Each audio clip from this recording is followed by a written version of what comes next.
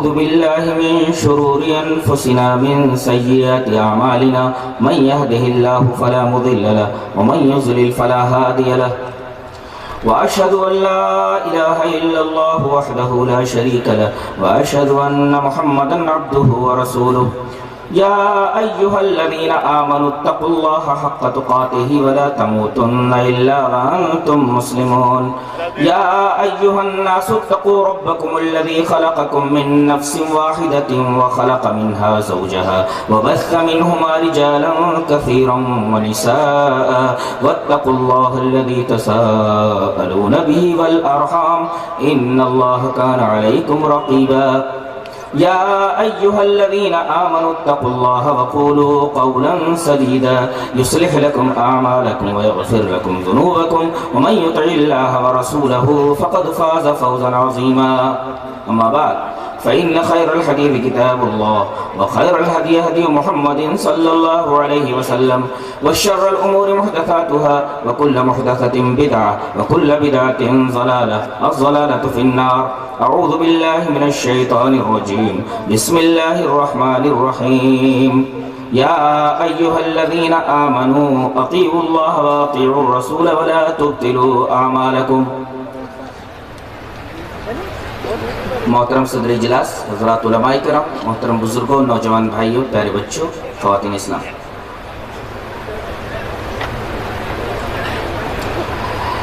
موضوع تاریخ سے متعلق ہے اور آپ کو معلوم ہے کہ تاریخ ایک خشک موضوع ہے، تاہم کوشش یہ کروں گا کہ اس خشک موضوع کو تر بنا کر کے آپ کے سامنے پیش کروں۔ موضوع ہے تاریخ اہل حدیث۔ اس سے پہلے کہ میں اپنے موضوع پر آؤں، بطور توطیہ اور تمہید ایک شبہے کا ازالہ کر دوں۔ ہمیں وہابی اور نجدی کہا جاتا ہے۔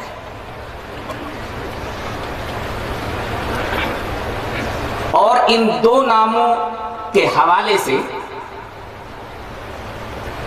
ہمیں بہت برا بھلا کہا جاتا ہے،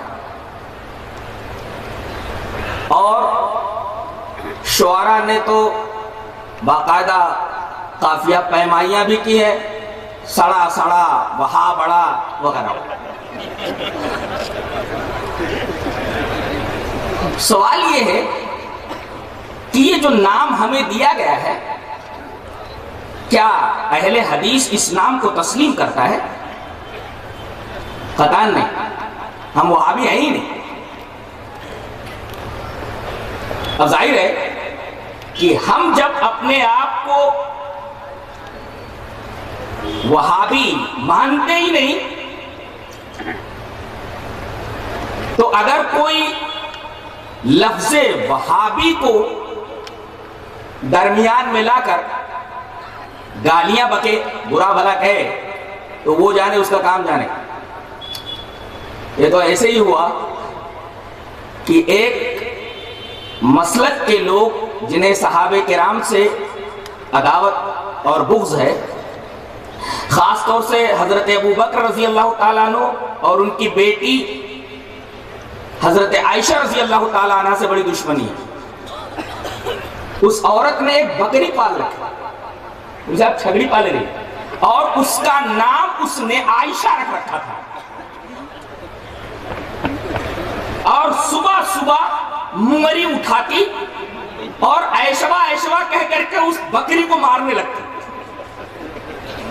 اب بتائیے، اس بکری کا نام عائشہ رکھ کر کے اس کو پیٹنے سے صدیقہ کائنات حضرت عائشہ رضی اللہ تعالی عنہا کی ذات اقدس پر کیا حرف آتا ہے؟ یہ تو ایک بہت بڑی حماقت ہے۔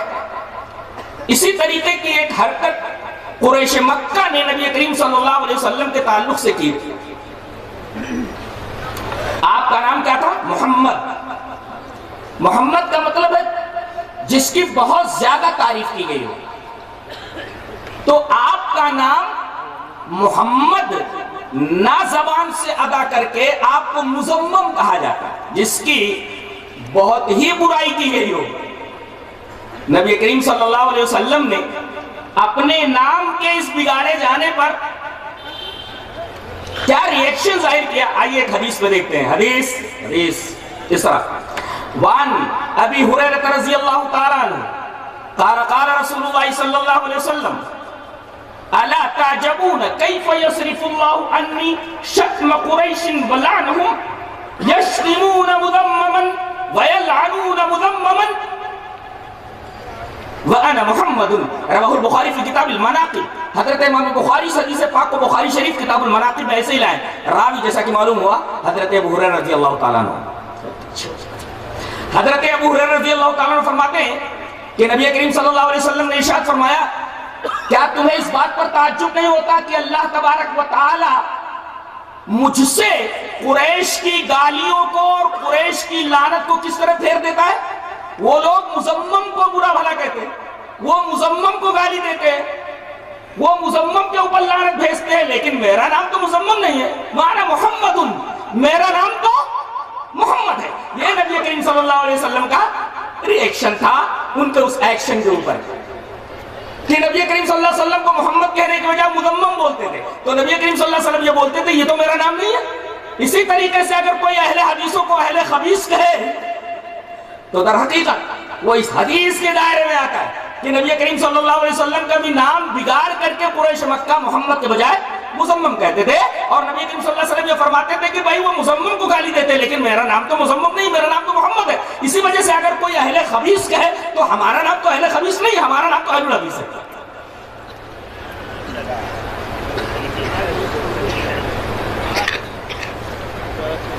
تو یہ بات سمجھ میں آئی کہ ہم لوگ وہابی نہیں ہیں اور نہ نجدی ہیں۔ کیوں؟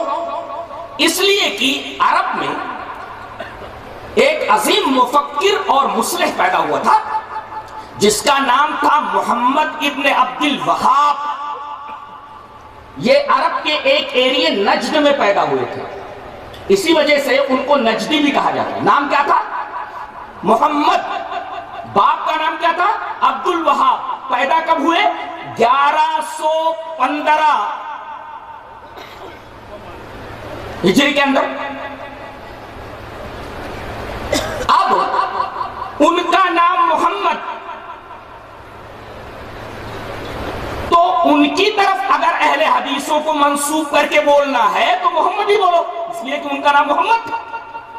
اور اگر باپ کی طرف منسوب کر کے ہم کو وہابی کہا جاتا ہے تو ان کے باپ کا نام تو وہاب نہیں تھا، عبد الوہاب تھا، تو عبد الوہاب ہی بولو، اس لیے کہ ان کا نام عبد الوہاب تھا، وہاب نہیں تھا۔ لہذا میری سمجھ میں آج تک یہ بات نہیں آئی کہ ہمیں وہابی کیوں کہا جاتا ہے، اور جبکہ پتہ یہ چلتا ہے کہ ہمیں منسوب کیا جاتا ہے انہی کی طرف، محمد ابن عبد الوہاب نجدی کی طرف، لیکن یہ نسبت کچھ اب تک سمجھ میں نہیں آئی۔ اگر نام کی طرف نسبت ہے تو ان کا نام محمد تھا، ہمیں محمد ہی کہا جاتا۔ باپ کی طرف اگر منسوب کیا جاتا تو عبد الوہاب ہی کہا جاتا، اس لیے کہ باپ کا نام عبد الوہاب تھا۔ اور آخری بات، یہ حنبلی المسلک تھے، اور آپ کو معلوم ہے کہ اہل حدیث کسی شخصیت کی طرف اپنے آپ کو منسوب نہیں کرتا، اپنے آپ کو وہ حنفی نہیں کہتا، اپنے آپ کو وہ مالکی نہیں کہتا، اپنے آپ کو وہ شافعی نہیں کہتا، اپنے آپ کو وہ حنبلی نہیں کہتا۔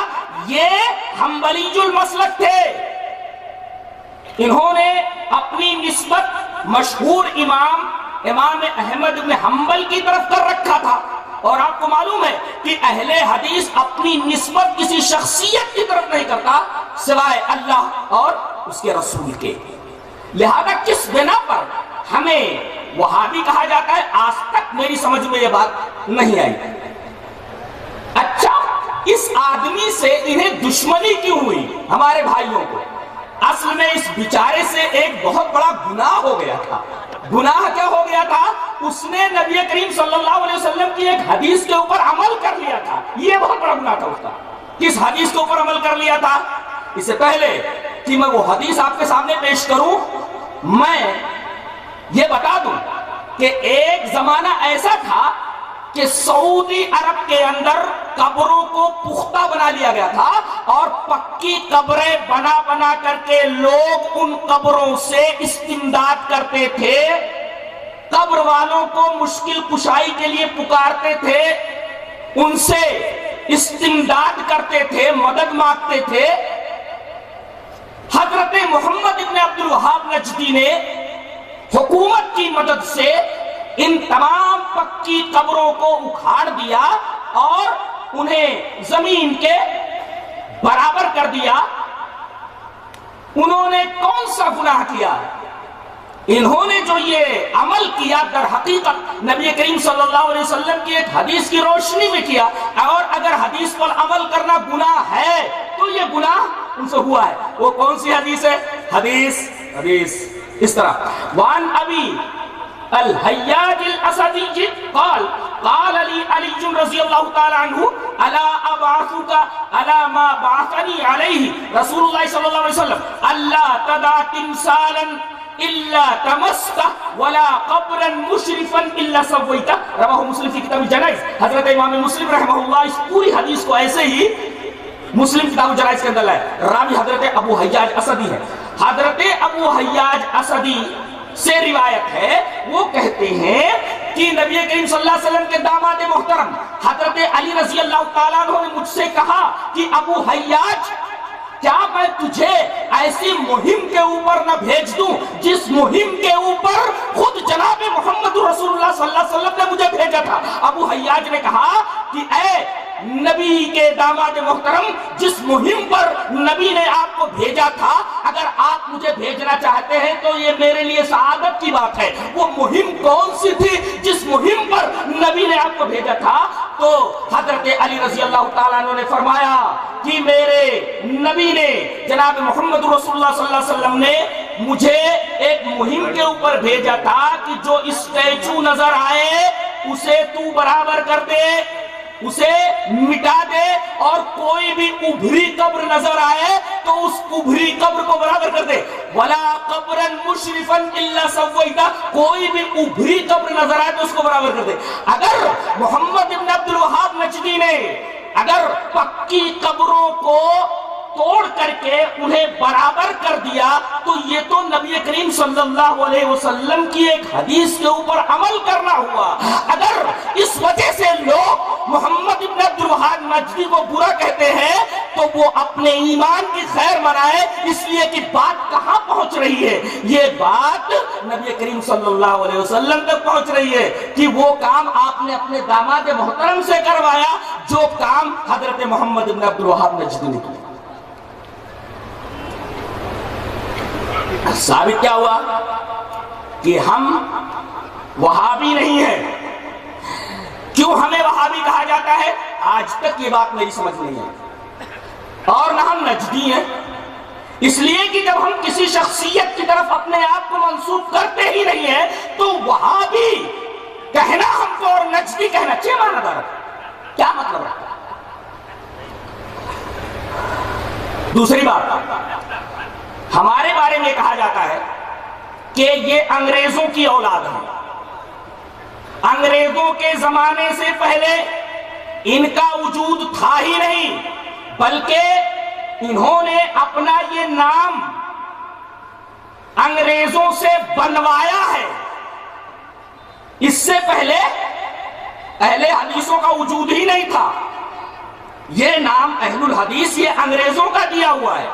آئیے ذرا پس منظر میں چلتے ہیں۔ 1857 کے آس پاس کا زمانہ ہے، اور اس وقت ہمارا ملک ہندوستان، اس میں ہندو مسلم سب مل کر کے انگریزوں کو ہندوستان کی سرزمین سے بھگانے کے لیے اپنا خون بہا رہے تھے، پسینہ بہا رہے تھے، اور طرح طرح کی تکلیفیں اٹھا رہے تھے۔ اور اس میں پیش اہل حدیث علماء، اہل حدیث نوجوان تھے جو سرحدی علاقوں میں انگریزی فوجوں سے نبرد آزما تھے، اور انگریز ان سے بہت پریشان تھے۔ لوگوں نے